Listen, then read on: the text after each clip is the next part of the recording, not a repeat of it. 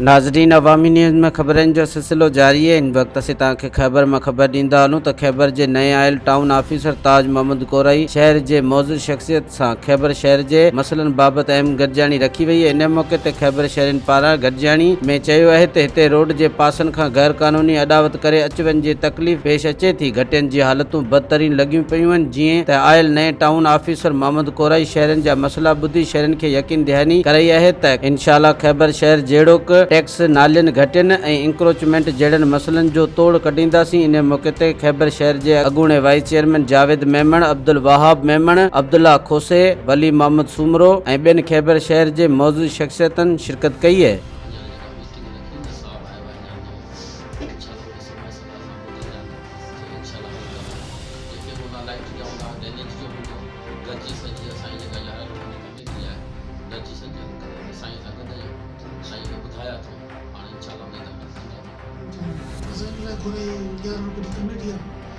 शहरين असल का विजिट है असाना मसला कुछ है जो बिल्कुल में बेटा सब सारे मसला और टैक्स मसला है इंशाल्लाह सब तकलीफ देंगे।